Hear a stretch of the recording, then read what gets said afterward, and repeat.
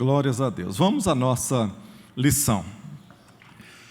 A lição de número 11, ela dando continuidade, dando seguimento aos nossos estudos, ela vem falando sobre exemplos bíblicos de família. Na introdução aqui, eu coloquei que, mesmo não sendo a Bíblia, não sendo um livro de terapia familiar, não há um manual mais completo sobre o assunto como a Bíblia, pois ela não esconde os equívocos dos homens, né? O que a gente tem que entender, preste atenção numa coisa, a Bíblia é perfeita, ela é perfeita, a Bíblia não é mentirosa, mas ela não esconde de maneira nenhuma as mentiras que acontecem pelos homens, mulheres de Deus ali. A gente vê em determinados ângulos, homens e mulheres de Deus que parece que, aos nossos olhos, eles são pessoas perfeitas.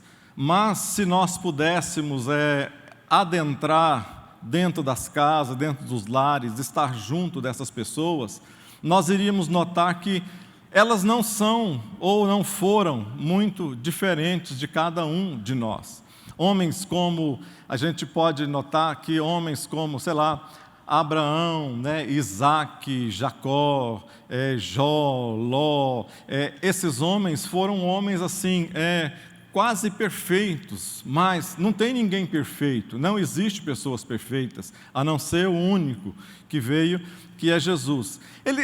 Nessa revista, nesse tema aqui, o autor colocou alguns exemplos aqui, de homens piedosos, de homens, famílias no altar de Deus, e parece que eu fiz questão de salientar, vocês não reparam não, mas eu vou salientar a parte ruim mais desses homens do que a parte boa nesse momento.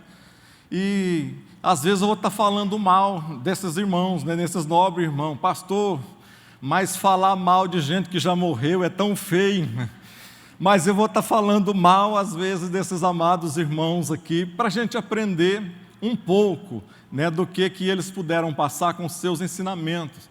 Porque na maioria das vezes que a gente ouve, é que a parte que ressalta é a parte boa, e às vezes o que fica escondido é a parte ruim, a parte que ninguém quer mostrar, aquilo que ninguém, como nós, se chegar uma visita na sua casa, evidentemente, o que você gostaria que seus filhos, a sua esposa, os seus amigos colocassem em evidência para seus visitantes, seriam a parte boa, a parte que vai te inflar o seu ego, a parte que vai te colocar por cima, mas normalmente nós temos aquelas partes ruins, aquelas partes que ficam escondidas, e a gente vai falando aqui sobre isso.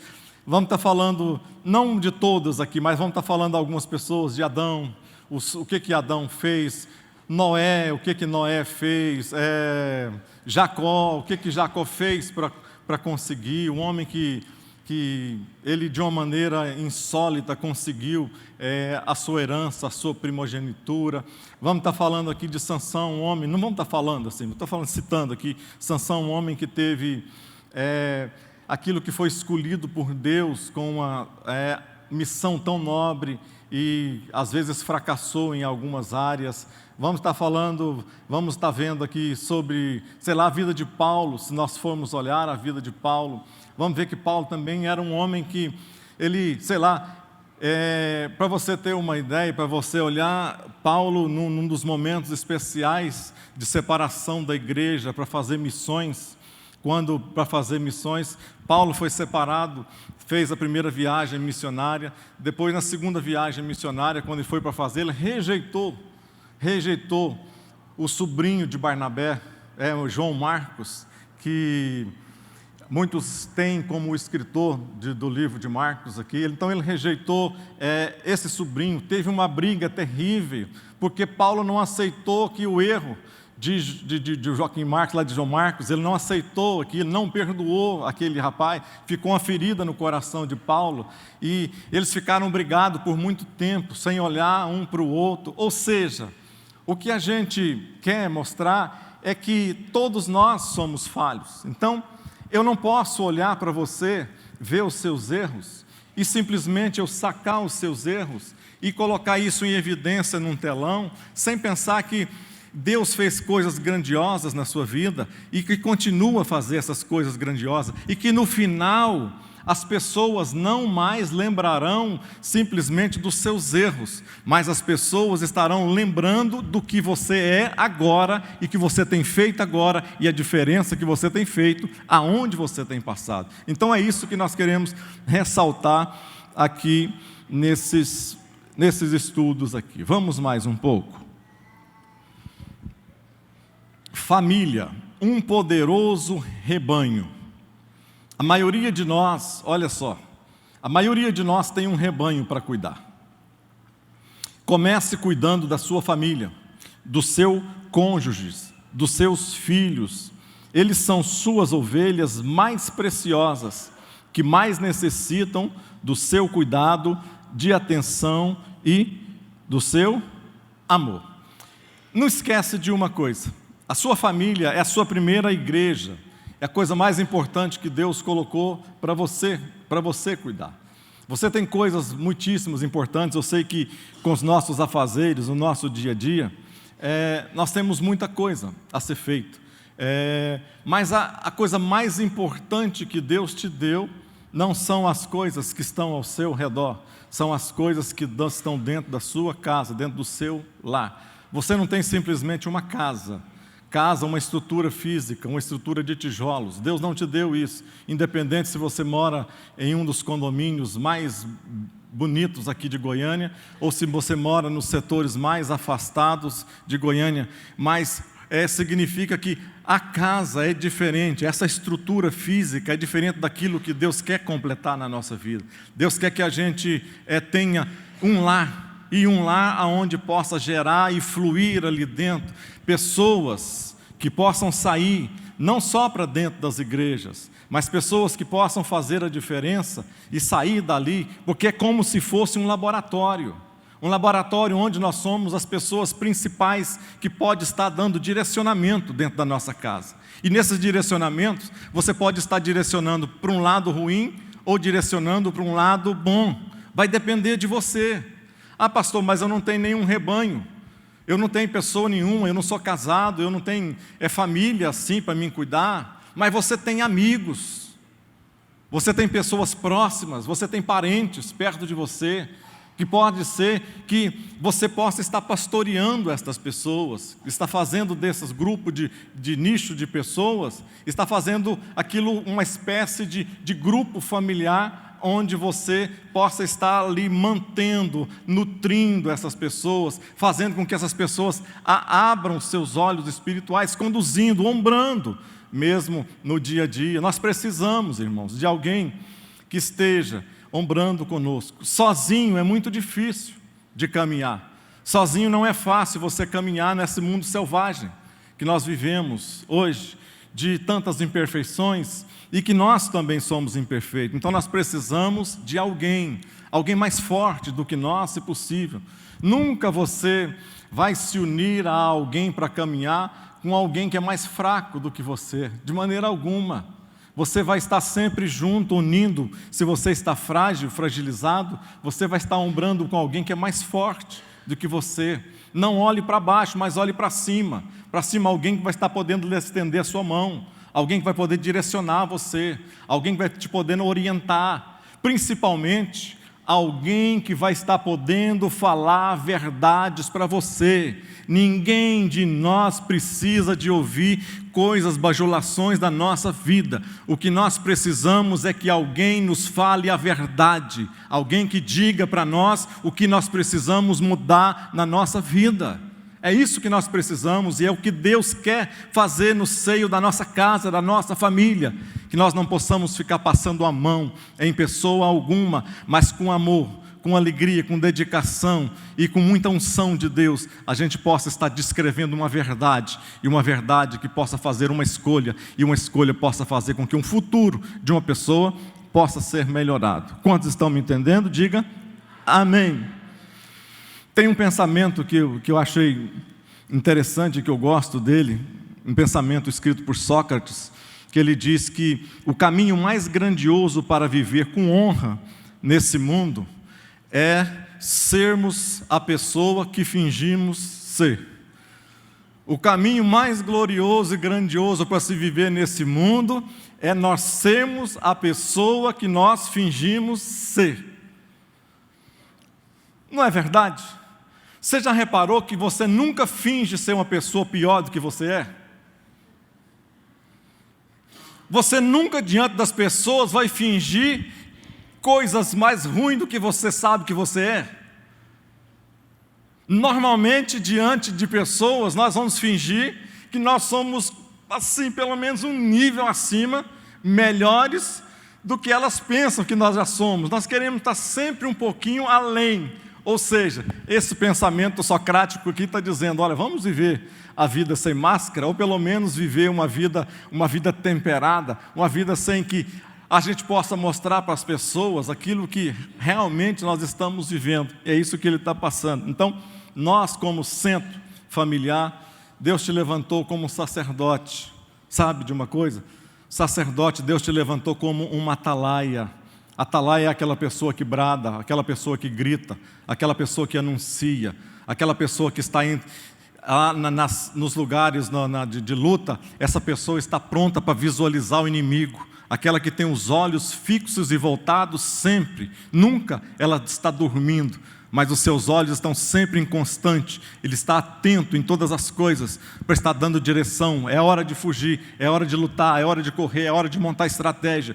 Deus te levantou como pai, como mãe, como irmão, como amigo, como colega, como pessoa, para estar dando direcionamento e falando às pessoas as verdades em Cristo Jesus.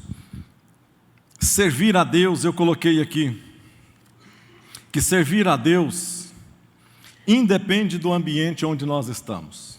Diga comigo, servir a Deus independe do ambiente onde estamos. Veja só, Filipenses 2,15 diz assim, para que sejais irrepreensíveis e sinceros, filhos de Deus inculpáveis, tudo isso aqui está dizendo o quê? Que nós devemos ser irrepreensíveis, sinceros, filhos de Deus, de que jeito?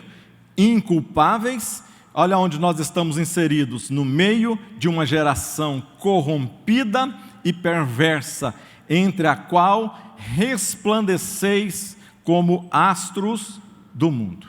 Oh, glória a Deus. Antes, em Filipenses, ele está dizendo aqui assim, olha, fazei todas as coisas sem contendas e murmurações. Aí ele dá esse segmento, para quê? Ou seja, o que significa estas coisas aqui? Vamos imaginar. O que eu coloquei aqui duas pessoas. Adão, sobre o ambiente. Adão, na sua vivência, ele foi colocado, aonde que ele foi colocado? Aonde que Deus colocou Adão? No jardim. O que era o jardim? Um lugar perfeito, diga comigo, perfeito. Um lugar sem defeito. Um lugar que poderia, Adão não tinha do que reclamar. Mas aqui está muito esquisito, nesse lugar aqui tem árvore demais, aqui tem bicho demais, eu tenho que dar nome demais. Adão não poderia reclamar, porque o ambiente onde Adão foi inserido, foi um ambiente o quê? Perfeito. Isso ia acontecer o quê? O pecado. Isso me diz o quê? Significa que não é o ambiente, não é o lugar onde eu estou inserido, não é o local onde eu estou colocado que vai me fazer errar ou acertar, pecar ou não, porque aonde eu estou inserido não significa as decisões, não vão me obrigar a tomar as decisões que eu vou ter que tomar. Ou seja, quando Deus coloca Adão ali e ele peca, não é que Deus daqui a algum tempo olha para Adão e diz, oh meu Deus, o que eu fiz? Você já viu os carros, quando você viu na televisão, chamando para fazer um recall? Chama lá o Jeep fulano de tal, chama lá o Renegade, chama lá o BMW, chama lá o Fusquinha, para fazer um recall. Ou seja, tinha um defeito de fábrica, veio um defeito de fabricação. Deus não deve ter falado, gente, o que eu fiz? Teve um defeito de fábrica aqui em Adão, vou ter que chamar tudo aqui para consertar e fazer um recall aqui em Adão. Foi assim que Deus fez? Fala, não, eu errei. O que eu fiz? Eu não devia ter feito isso.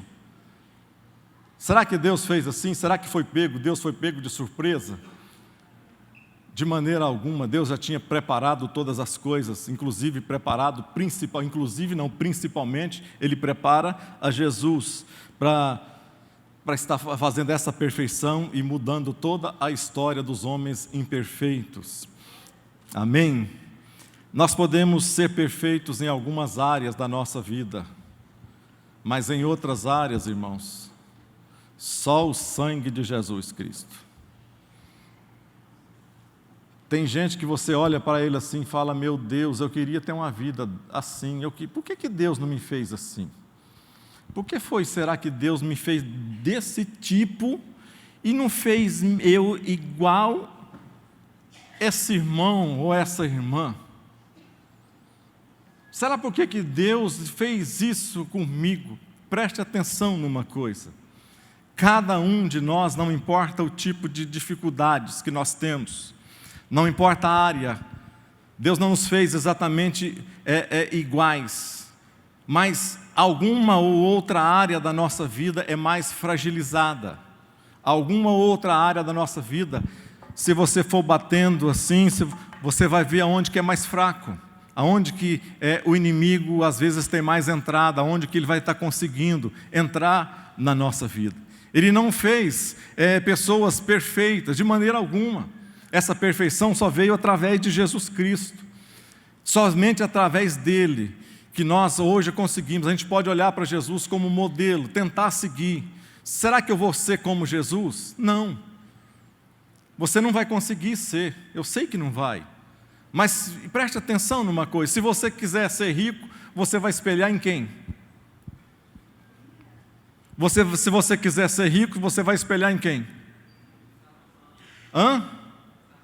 Salomão, pode ser Salomão, nos tempos mais antigos, né? Mas se você quiser ser rico, pastor, para ser rico eu quero espelhar nos caras aí da Lava Jato aí e tal.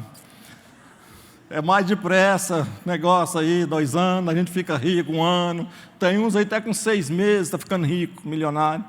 Não é isso. Você tem que espelhar, se você quiser ficar rico, em gente que ganhou dinheiro. Bill Gates, né? É os caras top, né? Warren Buffett, é os negros lá em cima. Se você quer espelhar em salvação, vida digna, você vai espelhar em quem? É Jesus o nosso modelo, apesar de Paulo ter levantado o questionamento e dizendo assim, olha, pode espelhar em mim, sede meus imitadores. Mas ele não falou isso com soberba própria. Ele está falando, pode ser meus imitadores, mas ele levanta o questionamento, porque esse me imita, porque eu imito aquele. Eu sou o imitador dele. Se você colocar por exemplo, na sua casa, você pode ter uma faca lá para churrasco. Sei lá, você pode ter uma faca para churrasco na sua casa. Eu comprei uma faca agora desse tamanho assim, 20 e pouco, uma peixeira, né? Boa, daquelas tops mesmo, né? Dessa largura assim, para um churrasco. A faca, só de você pensar, você leva ela assim, a carne já está abrindo, assim. A hora que você faz menção de levar a faca, a carne já começa a fatiar, de tão boa que é a faca. Boa, não é? Então, você pode ter na sua casa a melhor faca do mundo, você pode achar ela perfeita, mas ela não é perfeita para todas as coisas. Experimenta pegar essa faca minha, por exemplo, e tomar sopa com ela.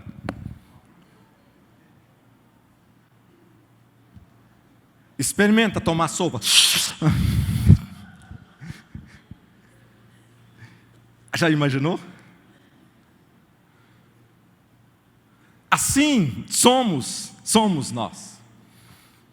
Algumas áreas são evidentes, algumas áreas são mais fracas, são mais frágeis. E aí que entra a nossa... eu gostei do irmão, como que chama, o que deu o testemunho aqui? É o Danilo, né? O Danilo abrindo seu coração aqui, né? Uma das coisas dos pecados mais difíceis, às vezes, de ser confessado é soberba. Né? E o Danilo confessando aqui, mas por que ele confessa? Se ele tivesse na vida antiga ainda do mesmo jeito, ele não falaria isso, de maneira alguma. É porque Cristo entrou na vida dele. Cristo entrou.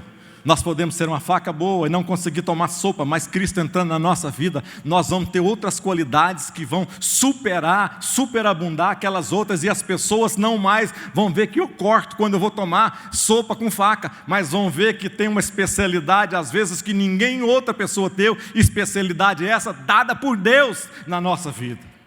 Eu coloquei aqui para fazer um antagonismo a Adão, eu coloquei aqui Josué. Josué tinha um ambiente imperfeito, pessoas que não queriam, pessoas que estavam querendo viver na escravidão, pessoas que queriam servir deuses idólatras, ele tinha na mão pessoas rebeldes, pessoas que queriam retornar para suas áreas de origem, pessoas que não queriam adentrar as terras das promessas, pessoas que estavam falando mal de todas as maneiras, pessoas que achavam melhor estar com as pessoas que viviam naquela terra, se encaixarem com as pessoas que viviam naquela terra de onde que eles estavam conquistando. É melhor você se disfarçar e estar junto e entrar sem que ninguém te perceba e você viver nesse ambiente. Josué estava nesse ambiente hostil que ele está fazendo aqui, que ele estava vivendo. Mas um dia ele chegou, reuniu o povo, reuniu todo mundo e disse o seguinte: olha, o negócio é o seguinte, a partir de agora, cada um está liberado. Cada um está liberado. Fica sabendo de uma coisa, cada um a partir de hoje pode servir o Deus que quiser. Pode servir Deus de Eveu, de Eteu, de Amorreu, de tudo quanto é Deus que tiver aqui nessa terra. Dos Amonitas, pode servir tudo que tiver. Cada um está liberado a fazer o que quiser. Mas saiba de uma coisa, eu e minha casa, nós já fizemos uma escolha, nós vamos estar servindo ao Senhor, independente do que acontecer. Ou seja, mais uma vez, não é um ambiente que faz, não significa porque eu tenho um ambiente desfavorável na minha vida, que eu tenho que entrar com as outras pessoas. Não significa porque todo mundo está fazendo isso, que eu vou fazer também. Não significa que pessoas estão caminhando por um rumo de turba, de leva, é a maioria, é a grande multidão. É porque as pessoas estão nesse caminhar, que eu não vou ter os meus olhos para dar um basta e dizer, não, eu sou diferente, eu sou alguém que tem o Espírito Santo de Deus, e com o Espírito Santo de Deus na minha vida, eu não vou caminhar por onde a multidão está indo, mas eu vou caminhar segundo a direção de Deus na minha vida. Isso tem os passos, e são muitos os passos que nós temos, em todas as áreas da nossa vida. Se você for olhar, você vai poder fazer escolhas, para você estar seguindo ou não, servindo ou não, fazendo ou não alguma coisa. Vamos mais para frente. Famílias no altar de Deus. Olha só. Exemplo de Noé. Está na sua revista. Noé fez diferença no meio de sua geração. Esse é o testemunho. Em meio ao caos social e moral, a Bíblia afirma: Noé, porém, achou graça aos olhos do Senhor. Noé é um desses homens que me chama a atenção pela sua espiritualidade e também pela sua humanidade. Pelas duas coisas me chama a atenção. Noé é um homem que a Bíblia descreve ele, a gente não está entrando aqui em alguns detalhes aqui, mas, por exemplo, quando alguém recebe um Oscar, ali em Hollywood, quando alguém é colocado o seu nome ou a sua mão, na calçada da fama, ali naquele lugar, essa pessoa que recebe um Oscar, por exemplo, essa pessoa não é uma pessoa comum, não é uma pessoa qualquer, é uma pessoa que foi especializada em uma determinada área da sua vida, principalmente uma determinada carreira, um determinado segmento, um determinado nicho que essa pessoa escolheu para servir e para viver. Então, quando Deus coloca, quando uma pessoa recebe um Oscar desse, ela está sendo colocada num patamar mais elevado do que as pessoas comuns nas suas áreas. Então, O que Deus fez aqui foi que esse homem, Noé, foi colocado, e eu fiz questão de colocar aqui, esse homem recebeu uma espécie de Oscar.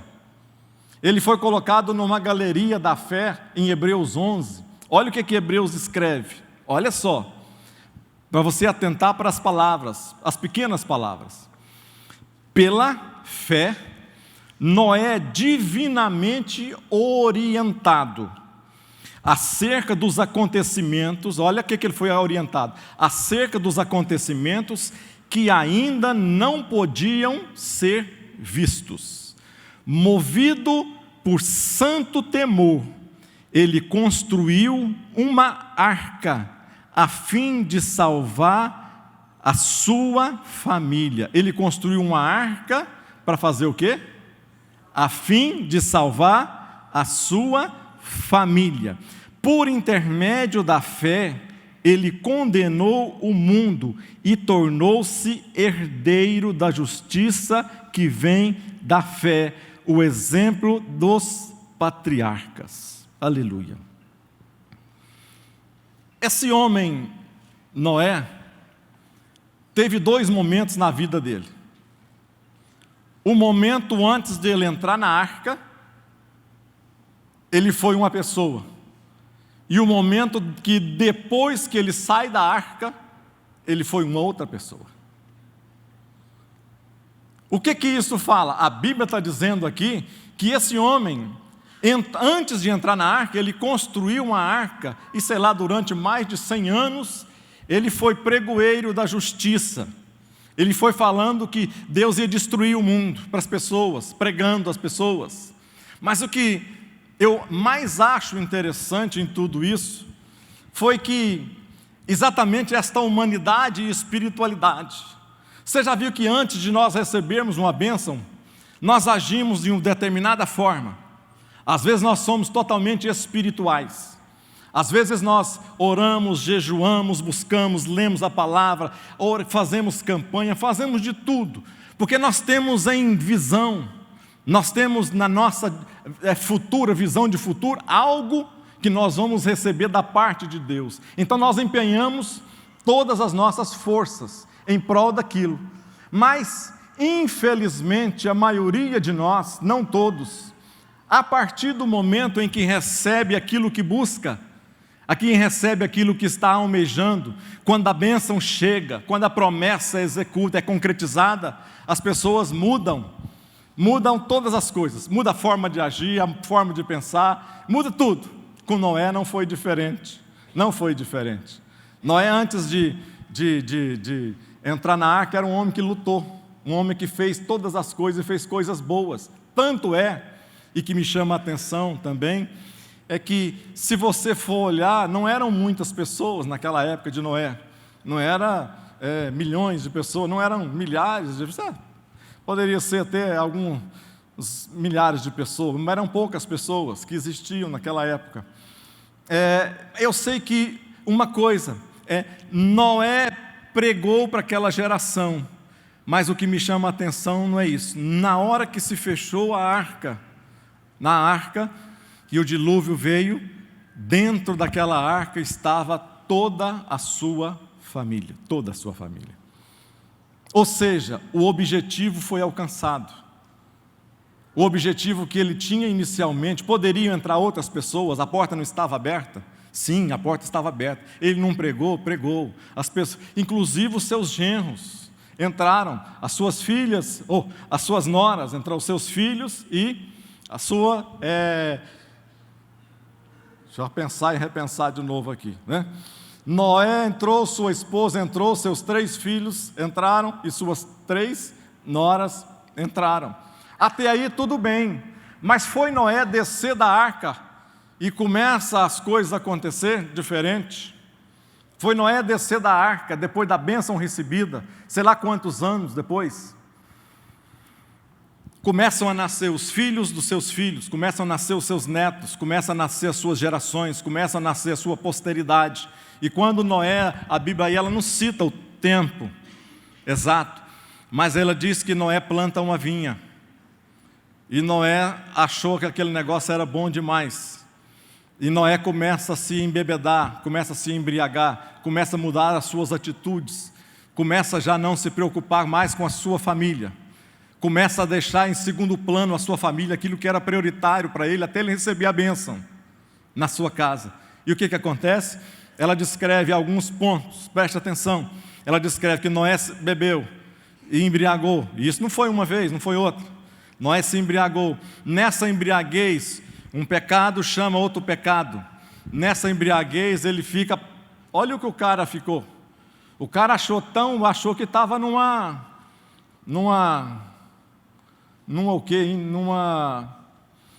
boate, eu acho. Eu imagino que o cara bebeu tanto, encheu a cara tanto, que resolveu ficar nu, resolveu ficar pelado.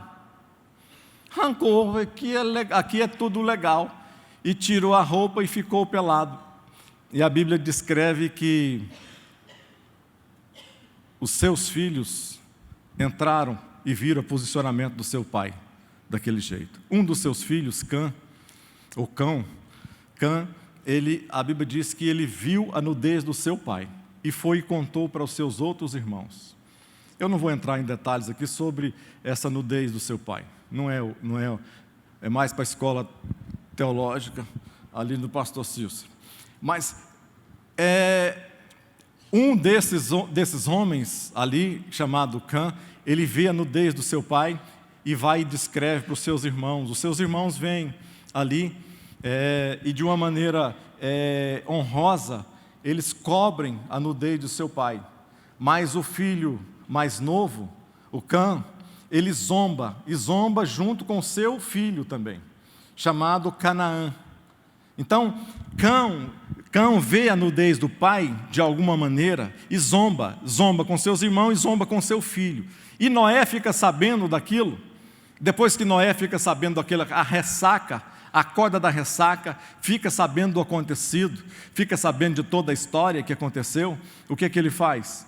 Noé, que era aquele homem, o homem de Deus, o homem justo, ali, o homem segundo a Bíblia, um homem descrito, colocado aqui na galeria, um homem de Deus, e ele amaldiçoa. Ele trata os seus 3 filhos, 2 com bênção e 1 com maldição. O que ele faz? Ele amaldiçoa, ele não amaldiçoa Cã, o filho dele, ele amaldiçoa Canaã, o neto dele. Por que, pastor, que ele amaldiçoa e não amaldiçoa Cã? É como se Noé tratasse aquele evento como se fosse um espelho. O meu filho fez um mal contra a minha vida, o filho dele então vai fazer um mal maior contra a vida dele. Ou seja, uma coisa chamando outra coisa. Se você vai ver a história, você vai ver que na maldição de Noé se cumpre lá em Josué, lá na frente, quando Josué começa a descrever os habitantes da terra de Canaã, descrevendo como esses habitantes foram escravos então dos descendentes de Sem e dos descendentes de Jafé. Ou seja, se cumprindo aquilo, por causa de quê? Por causa de uma maldição. Por que essa maldição aconteceu? Por causa que alguém fez escolhas erradas em um momento da sua vida. Mas eu quero passar um pouco mais para frente aqui, para nós vermos aqui mais um pouco. A história de Ló, o exemplo de Ló. A história de Ló proporciona, aqui está falando também de famílias, né? A história de Ló proporciona inúmeras lições. Olha só, mais uma vez, nossas escolhas podem alterar o rumo da nossa vida e também os rumos de toda a nossa família. Esses homens aqui, tanto Noé como Ló, homens que foram colocados aqui no altar de Deus, na revista, mas eu quero mostrar um outro lado aqui, deles, da vida dele. Ló escolheu seguir Abraão. A bênção não era para Ló, a bênção era para Abraão. Mas Ló resolveu seguir o seu tio. Mas isso me lembra uma coisa aqui, lembra uma coisa para nós aqui. Se nós estivermos ao lado de alguém abençoado, certamente também nós poderemos ser abençoados também. Enquanto nós estivermos ao lado de alguém que é bênção, nós podemos também receber bênçãos, porque nós estamos com essa pessoa. Mas essa bênção da promessa não era para Ló. E você vai ver e você vai notar que em todo o tempo, preste atenção, em todo o tempo que Ló esteve com Abraão, ele foi abençoado. Todo o tempo da sua vida que ele esteve ao lado de Abraão, ele foi abençoado. Foi somente ele sair do lado de Abraão, as coisas começaram a acontecer de ruim na vida dele. Tudo começou de ruim na vida dele. Ele sai do lado de Abraão, ele seguiu Abraão para Canaã, seguiu Abraão para o Egito, seguiu Abraão na volta de novo para a terra prometida, e quando eles estão na terra prometida, aí que começam as escolhas erradas. Quando eles estão lá, a Bíblia diz que eles estavam tão prósperos que agora não cabiam mais a eles conviverem juntos. O que fez? Abraão, o homem que tinha a promessa de Deus, deixou que ele escolhesse primeiro. Se fosse eu, não deixaria. Se fosse eu, certamente eu não capaz que eu não ia deixar, não. Falar, rapaz, você que está andando comigo, não é eu que estou andando com você. É você que está me acompanhando na vida inteira. Quem tem que escolher então é eu, e não é você. Mas Abraão não, Abraão era um homem de Deus. Abraão era um homem de Deus sério, um homem de Deus que tinha a voz espiritual no seu coração. Abraão falou para ele, tu quer dividir então as coisas? Quer? Eu não vou nem escolher. Rapaz, para que isso tudo? E a Bíblia diz que Ló, ele olha para as campinas, e ele vê aquelas campinas lindas, maravilhosas, e ele começa então, ele escolhe aquelas terras de pastagens verdinhas, frescas, terra agriculturável, terras que tinham uma fertilidade muito grande, e ele olha para aquele lugar e diz, eu quero ficar aqui então. Abraão deve ter olhado para os outros lados, falou, nossa, montanha, serra, deserto, tem de rocha, coisa ruim, mas tudo bem. Então, quando eles estavam juntos, a bênção estava sobre ambos. Mas quando eles então se apartam, a bênção continua sobre Abraão, mas a bênção sai da vida de Ló. E aí, sem a bênção, as escolhas começam a ser feitas pela carne. Sem nós estarmos na direção de Deus, preste atenção, nós temos que aprender algumas coisas em toda lição. Quando nós não estamos na direção de Deus, nós fazemos escolhas erradas, mesmo que aparentemente elas possam parecer certas. Se nós não tivermos a direção de Deus, não façamos escolhas precipitadas. A pior coisa que tem para você fazer escolha na sua vida, e eu tenho isso por mim, comigo, a pior momento de você fazer escolha na sua vida é quando você está muito triste, angustiado, ou quando você, por outro lado, está muito alegre. Você está assim, com alegria plena no seu coração. São os piores momentos de nós fazermos escolhas na nossa vida. Então, ele escolhe, então, aqui aquelas terras bonitas, e a Bíblia diz que ele foi se afastando. Afastando de quê? Primeiramente da vontade de Deus. Ele era homem de Deus, pastor? Sim, era homem de Deus. Mas a Bíblia foi falando que ele foi montando tendas. Ele estava nos lugares longes, bonitos. Sodoma, a palavra Sodoma vem, que a gente conhece hoje, de sodomia.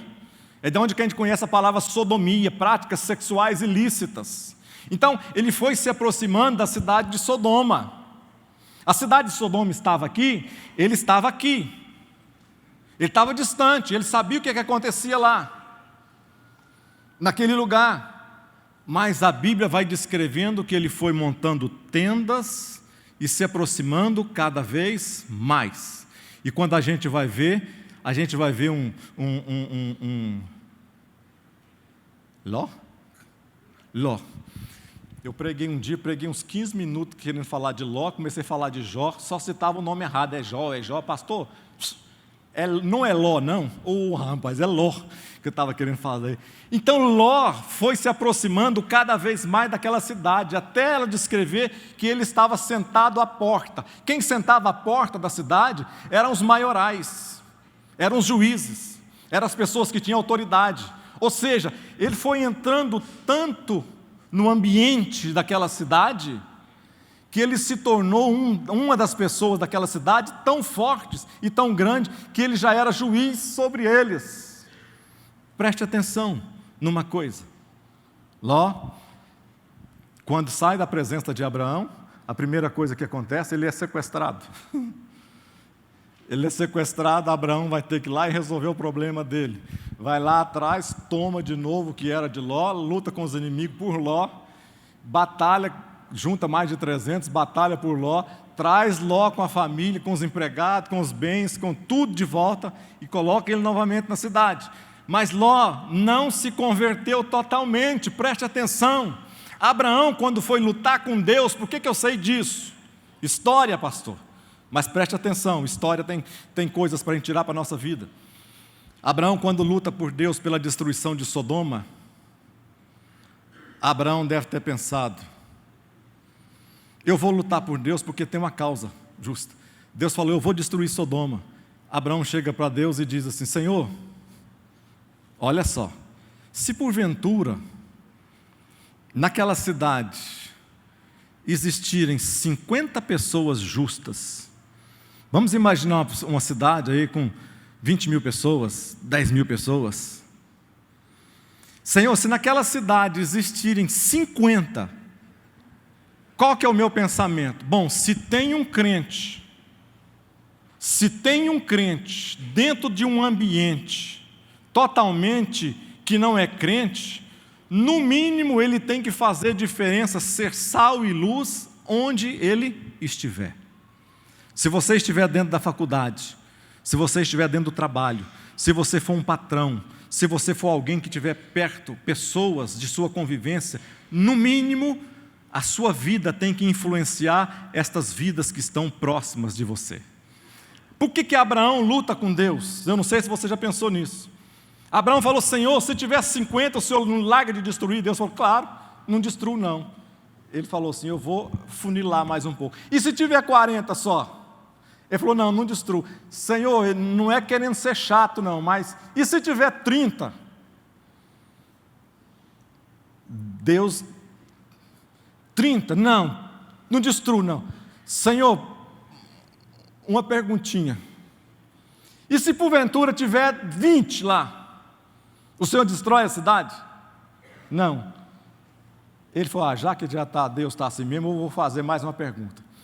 Por que ele fez essa pergunta? Abraão fez essa pergunta, porque ele deve ter pensado assim, o meu sobrinho Ló, é impossível que ele dentro daquela cidade, desse tamanho, ele não tenha conseguido passar a palavra de Jeová ao coração, nem que seja de 10 pessoas. É impossível alguém que está vivendo muitos anos numa cidade, num local, e não tenha convertido 10 pessoas. Ele faz a última pergunta para Deus, Senhor, e se porventura lá tiver somente 10, o Senhor destrói a cidade? Deus falou, se existir 10 justos lá, eu não destruo a cidade. O que aconteceu? No fritar dos ovos, não apareceram os 10 justos. Por quê? Porque Ló, o homem de Deus, não conseguiu passar a palavra da verdade para aqueles homens, para aquela cidade totalmente imoral, corrupta, uma cidade, um local totalmente pervertido, tão pervertido que quando os anjos chegam, eles queriam fazer sexo com os anjos. Mas na saída de Ló, a Bíblia diz que teve que sair agarrado na mão os anjos, levando a família, porque eles não queriam sair daquele ambiente. E diz que a coisa foi tão feia que não achou 10, até os genros de Ló, os genros dele, não se converteram, zombaram dele e não foram, diferente de Noé, que levou as suas noras juntamente com a palavra. Ou seja, Ló não conseguiu. Ló olhou para o que era mais bonitinho no seu lugar, no seu julgamento, e a partir daí começou uma destruição total da sua vida. Preste atenção nesse momento. Por falta de visão, Ló perdeu a sua casa, perdeu a sua família, perdeu todos os seus bens, perdeu tudo o que ele tinha de sonhava na sua vida, perdeu tudo o que ele armazenou durante toda a sua vida. Ficou sozinho com 2 filhas, morando numa caverna, velho, morando numa caverna. E para piorar ainda as coisas, Ou seja, ele teve depois um ato pior ainda, para fechar a história dele. Ele gerou, através das suas filhas, gerou os piores inimigos de Israel, os amonitas e os moabitas. Por quê? Incesto com as suas duas filhas, morando numa caverna. O que a gente pode pensar com isso? O que a gente pode refletir com isso? As nossas escolhas da nossa vida vão nos levar exatamente no final aonde elas foram, o direcionamento dessas escolhas foram feitas. Eu posso ter uma vida boa, plena, agradável, posso passar por dificuldades, posso passar por lutas, posso passar por tribulações, posso passar por angústias de alma, mas se tudo na minha vida que eu fizer as minhas escolhas, passar pelo crivo de Deus, e esse crivo de aprovação tiver, você pode ter certeza que você vai sair do outro lado de lá, e a sua fé não vai estar lá embaixo, você não vai perder seus bens, você não vai perder sua família, você não vai perder sua fé, você não vai perder a sua moral, você não vai perder nada, você vai sair do outro lado de lá, dizendo que há um Deus no céu que escuta as suas orações, e que é contigo, aonde você estiver. Amém? Para refletir, não estabeleça como o justo Ló, vendo a bela paisagem sem notar a ausência de apoio espiritual. Não se junte ao justo Ló, avaliando toda a sua prosperidade sem calcular tudo o que está perdendo. Não acabe com o justo Ló, como o justo Ló, justo, mas sozinho, justo, mas com o coração partido e lágrimas amargas. A gente pode falar sobre a vida de Davi, que é também uma outra que eu coloquei aqui para a gente entender. O homem, Davi, o homem segundo o coração de Deus. A Bíblia lá em Atos descreve Davi assim: encontrei a Davi, filho de Jessé, homem segundo o meu coração, e ele fará tudo o que for da minha vontade. Davi, um homem como um rei inigualável, alguém campeão dos campeões, os valentes dos valentes, o cara dos caras.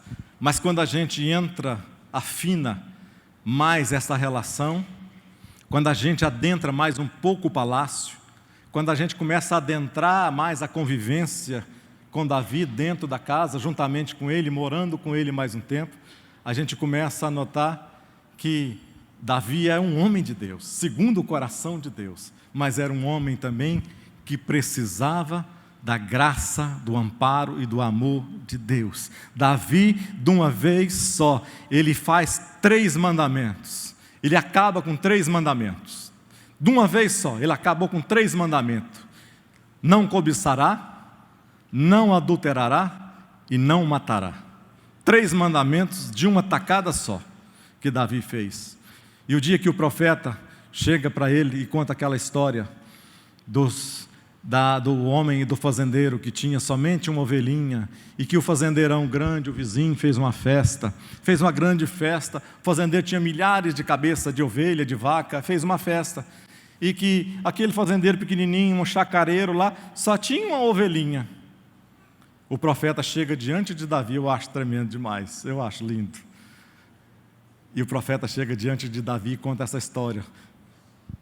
Senhor, o fazendeiro, resolveu fazer uma festa, e ao invés dele pegar de tudo que ele tinha à sua disposição, ele vai lá na chácara do homem que só tinha uma ovelhinha, pega a ovelhinha, mata ela. Davi sabia o que era fazer isso nas leis de Deus, tomar o que era do próximo, fazer. Davi ficou irado e disse assim: um cara que faz um negócio diante do profeta, o cara que faz um negócio desse, o cara que realiza, um fazendeiro que faz um negócio desse, merece morrer. O profeta estende o dedo no nariz de Davi e diz assim: este homem é você, Davi, é você. Por que Davi era um homem segundo o coração de Deus? Porque ele se arrependia, se quebrantava. Mas se você for entrar para dentro da família, das coisas, é o que nós estamos falando de família, de Davi, nós vamos ver um pai ausente, Nós vamos ver um homem que pegou um reino, mas abandonou a sua família.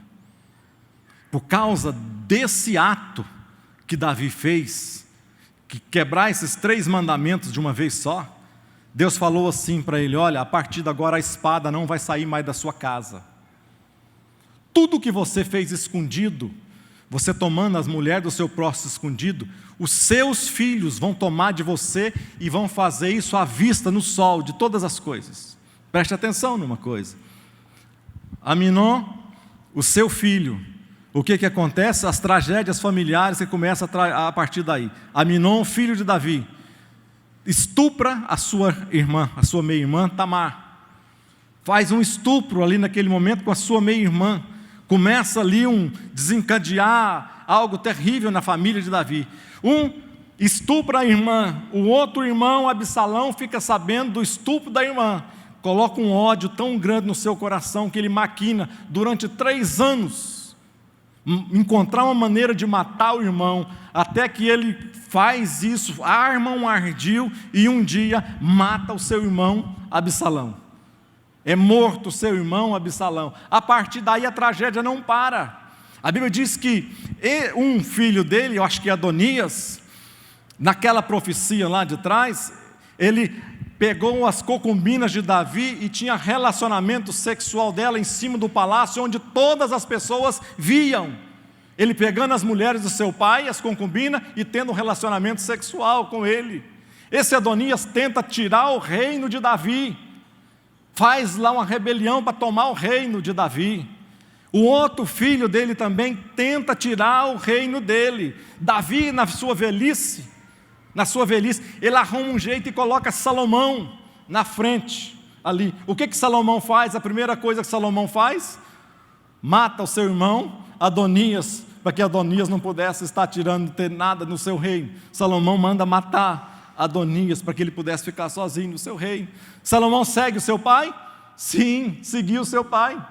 Davi tinha mulheres? Tinha. Davi estava acabando com o reino? Estava. Mas o que Salomão faz?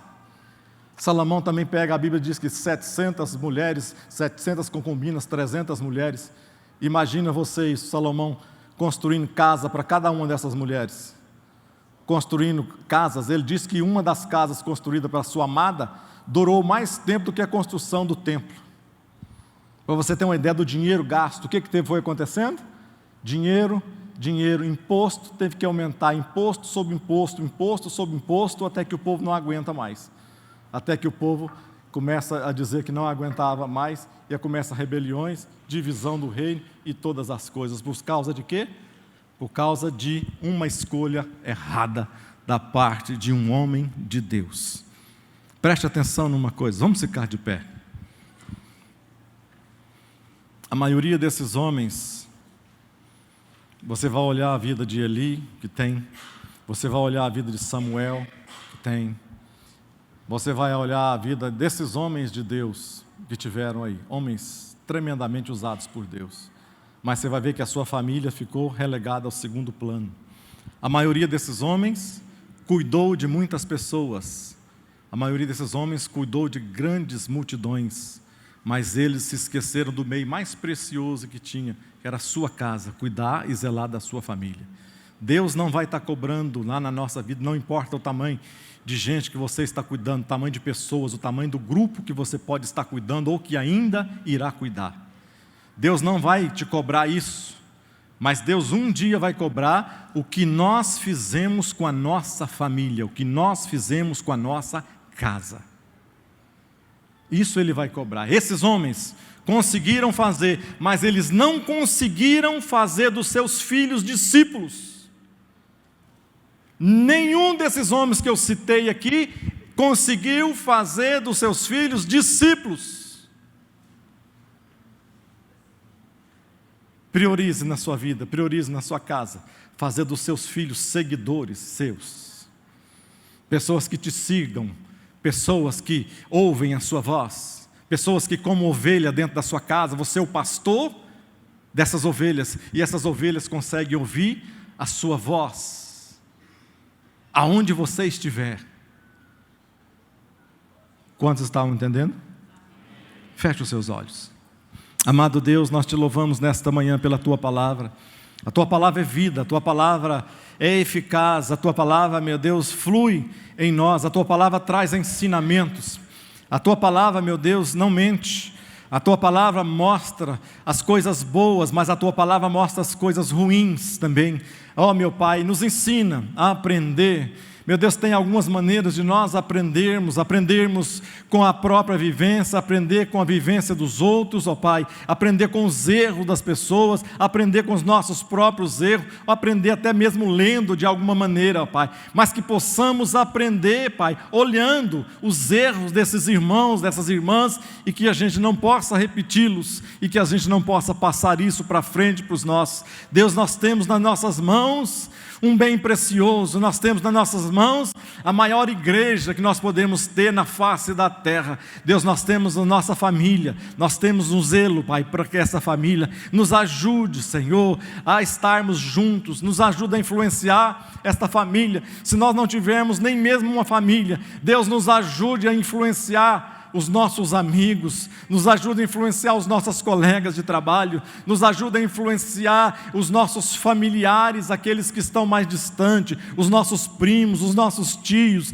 os nossos avós. Deus, aqueles que precisam da tua palavra, nos ajude a orar por essas pessoas, nos ajude a falar para essas pessoas, nos ajude a ganhar essas pessoas para Cristo, ó Deus. Esse mundo um dia vai perecer, esse mundo um dia, meu Pai, vai perecer, mas nós queremos, não, Pai, nós queremos estar aqui, lá no céu, nós possamos estar vendo algumas pessoas, que a gente não possa ser como Ló, meu Pai, que no meio de uma geração perversa, e hoje nós estamos vivendo no meio de uma geração perversa, Deus, que não quer ouvir a tua palavra. Oh, remanassos e biquébias, neriabe, calabistéria. Ó, meu Pai, nos ajuda, nos dá intrepidez, diligência, força, sabedoria, para nós falarmos, anunciarmos a tua palavra, e que possamos agregar, pessoas possam querer estar conosco, pessoas possam querer estar ao nosso lado, pessoas que possam querer ouvir o que nós temos que falar, pessoas que querem sem uma palavra